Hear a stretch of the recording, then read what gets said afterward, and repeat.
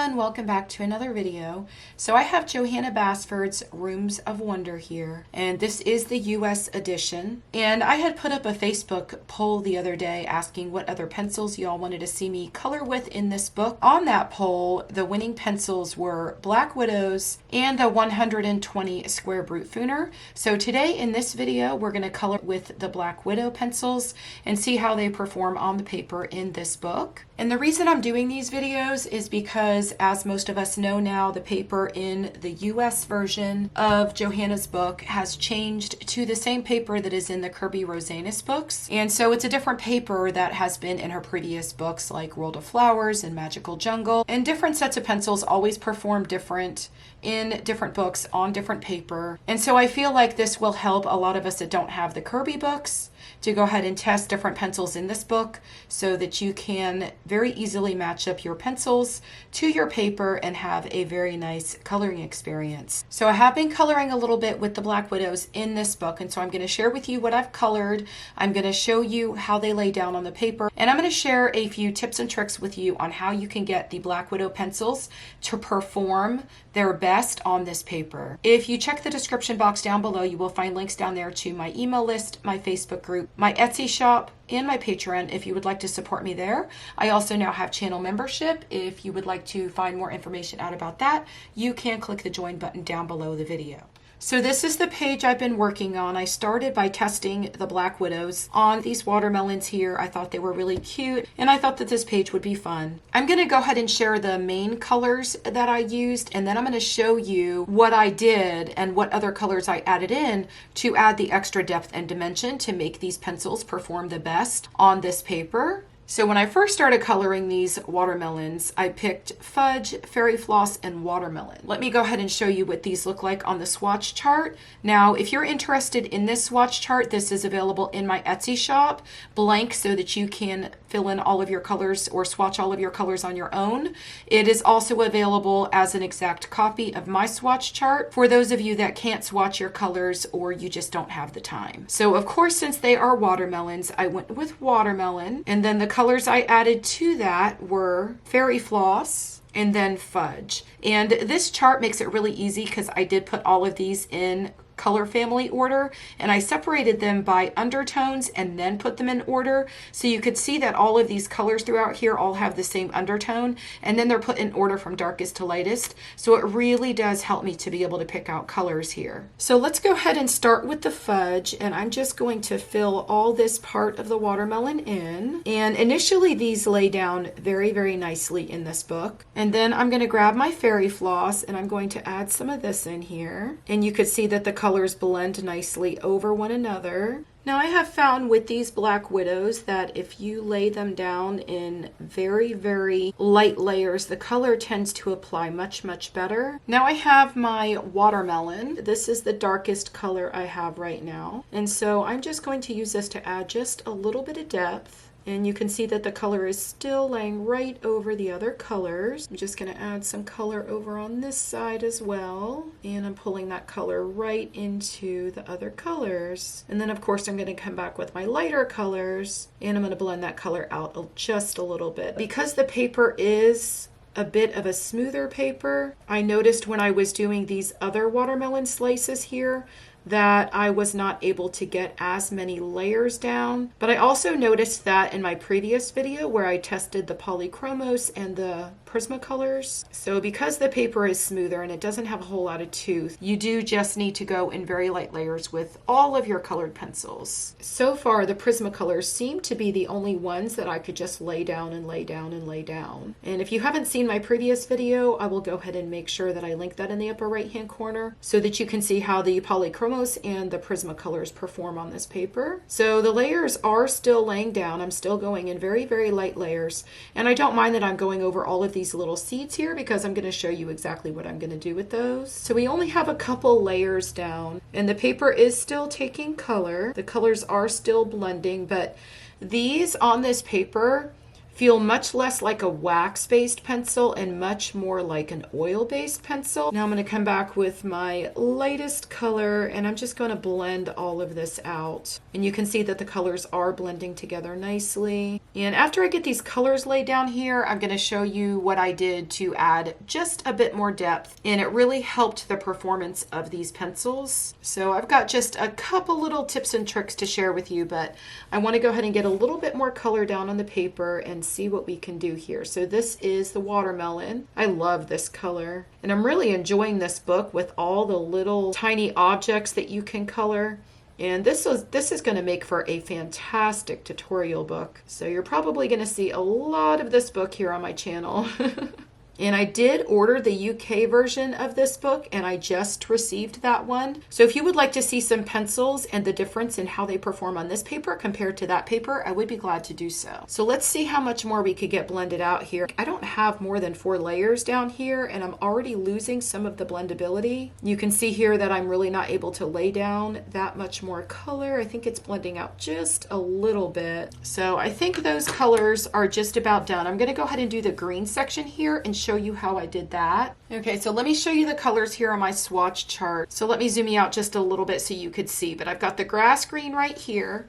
And then right down here I have the pine, and it's just a little bit of a brighter green. It's really pretty, but I think they look really pretty together. I'm going to go ahead and lay this color down here first. So this is my lightest color. This is layer 1. And then I'm going to come in here and just add grass green. And again, I'm going very lightly, and you can see that the colors are blending together nicely. And it seems that in the very beginning they do blend together very nicely and layer right over the other colors. And then as you get more layers down on this paper, you really have to come back and try something a little bit different, and I'm going to show you that here in 1 second. So that was one layer of both of those colors. Now I'm going to come in here and blend it out just a little bit, and you can see that color is laying down really nicely as a second layer, and the colors are blending together. Now I've got a second layer of my darker color. Now I want to show you a little something with these pencils. This is my green grass. I think I might have said grass green before, but it's called green grass.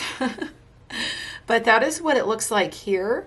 And if you look over here on the swatch chart, it looks much darker than it looks when you look at it on this paper. And if I come back here and I try to add more layers, let's see how much of this darker color I can get down and how much I can darken it up. But I did try this when I colored the previous watermelon slices. And so you'll see here that it's going down just a little bit, but a whole lot of that color is not applying or laying down like right away. These are not a pencil that you're going to use on this paper, that you're going to lay it down and you could instantly see that color go right down like something like a Prismacolor. But again, these are not Prismacolors and they do perform a little bit different. And they are getting a little bit darker. Let me go ahead and see if I can get a third layer down here with this color. So this color is laying down really, really nicely and it is still blending in. So I'm able to get a few more layers down here. What was that, number 3? Let's see how much of this color I can get down, but I think we're pretty much at the end now. I think this paper has taken as many layers as it can so far, and I don't want to add too much down there because I want to show you what I'm going to do to really darken that up. But if you look here at my swatch chart and then you look over here at the watermelon, you can see that this looks much, much darker on the swatch chart than it does on the watermelon. And this paper is the Spring Hill paper. It's a much toothier paper. And I've added a few layers down here. And this color looks like it's something in between the mid value and then the lightest value. Now, when I'm doing my swatch charts, I always like to do 3 different values of the color, the lightest, the medium, and then the darkest, because that just really helps me to get a visual of all of the different values I can get from any one pencil. But you can tell just by looking at my swatch chart and how these colors laid out, you can see a huge difference between the Black Widows on the smoother paper and the Black Widows on the toothier paper. Now, if you look at this watermelon slice and you compare it to these 2 watermelon slices, you can tell that this one definitely doesn't have as much depth and dimension with just the colors that I used. I used 3 colors here and I did only use 2 colors here because I didn't feel like this part of the watermelon really needed 3 colors. So the first thing I'm going to try to do is I'm going to try to grab a darker red. If you look here at my swatch chart, I've got the Evil Red, And the Evil Red is right here just above the watermelon. And like I said earlier, that's why this swatch chart and the order that I put these in, it is just so helpful because it really helps me to be able to choose my colors. And you can see how nicely the Evil Red and the watermelon look together. And this is quite a bit darker, so it should add a little bit of depth and dimension. So we're going to see what we can do with that. So I've got my Evil Red, and let's see how much of this we can get to actually lay down on the paper. So it is darkening it up quite a bit. Hopefully y'all can see that color laying down. Sometimes I think it's a little bit hard to see, but I tried to zoom in when I'm editing enough so that y'all can see it, especially when I'm trying to show you how the pencils perform on certain paper in certain books. But you can see that this is laying down. It's not laying down a whole lot. Like I said, it's not a pencil that you're going to lay down and you're instantly going to see that color. But let's see how much depth and dimension we can create with this Evil Red. Add a little bit more up here, and then maybe a little bit more over here. But I'm really not seeing enough depth and dimension with that. So the next thing I'm going to try is, since I'm using reds, I am going to flip over here and I am going to choose a brown so that I could create more depth. And so I'm going to go with this tarantula right here. We're going to apply that on top and see how much more depth and dimension we can create. Now, if you look at this one, you can see what the tarantula did. It made a huge difference. With these pencils, this is what you're going to have to do to make them perform just a little bit better. And y'all know me, I love to have all that extra depth and dimension in anything that I'm coloring, and look at the difference. Do you see how that instantly just added a ton of depth in there? And now it's starting to look a little bit more like the other watermelon slices. If you watch me just go right up and down the side here, you can see how much more depth and dimension that is actually creating. You could see, since this color is so much darker, it is layering right over these other colors without a problem. But now I'm going to come back with my Evil Red, and I'm going to see how much I can blend some of that out so this way it doesn't look brown, and maybe add a little bit more color here. But honestly, I have found the easiest pencils to work with in this book have been the Prismacolors. The way they just go down so smoothly, and I don't have to try any other little tips and tricks or anything like that to get them to look the way that I want to, or to fit my style of coloring. But I am getting quite a few layers down here. I am starting to get some crumbs around here though, so we're going to go ahead and brush those out of the way. You always want to make sure you brush your crumbs out of the way so that they don't get on the outside and get onto the white part of your coloring page. Now for the green, to create that extra depth, I did that one a little bit different. So here's my swatch chart, and I decided to use purple to really enhance and create a lot of depth. Now I went with this color here, Space, and you can see that it's a very dark purple, and so that is what I'm going to use. So I'm just going to use this, and you will be able to see right before your eyes how all of a sudden it creates all this extra depth and dimension, and it starts to look a lot like these other watermelon slices here, because this is exactly what I did on those. But look at the difference. So really, I feel like you could get any set of pencils to perform really nicely on this paper. You just need to work with them a little bit. And I always suggest using one colored pencil set and getting the most familiar with that set first, like really getting familiar with the colors that are included in the set, and what colors go nicely over what other colors, which colors blend together the best. But look at the difference. That just added so much more depth and dimension. And then I'm going to come back with my grass green, and I'm just going to blend that out just a little bit. But these do perform way differently in this book than they do in her other books. And I do like how these Black Widows perform in her previous books on the other paper, just because that paper has a little bit more tooth, and I find that these pencils work a little bit better with more tooth, and I'm able to get just a few more layers down having more tooth on the paper with these, and I feel like the Black Widows, that is what they really need. Now I'm going to show you something else, because I pulled out my Tombow to do these, and I've actually used my Tombow markers on a few other pages in here, and I will show you that in a minute. But I'm going to show you that you could use these. I think I need to turn the book the other way, but you can use these, and there's absolutely no bleed through to the other side of the page. And I absolutely love these markers. So if you're going to do something like this, you do need a really steady hand and good eyes. And the other good thing about using these in this book, the paper is so smooth that you could be assured that you're not going to ruin the brush tips on your Tombos, which is really nice. So even if you wanted to use the Tombos to come in here and color a whole page, you totally can. Let me show you the back side of the page. But this is the page on the other side, and you can see that there is absolutely no bleed through there at all. But the Tombos were used right about here, and there's absolutely no bleed through. So this is the other page I've been coloring. This was all done with Prismacolors. And I showed this one in my previous video. I did all the wood texture back here with Prismacolors on the wood paneling on the wall. And I'm still trying to figure out what to do with the vanity, because I really wanted a white vanity, or like an antique white looking vanity. So I need to figure out how to get that to look that way. But I did do the top of the chair, and all of these little leaves here, these were all done with the Tombow brush pen. So I just wanted to show you that so you could see that they do go down really nicely on this paper. And if I turn it over, there is absolutely no bleed through. The Tombows were used right about here in this section. So you could totally use your Tombows in this book if you want to.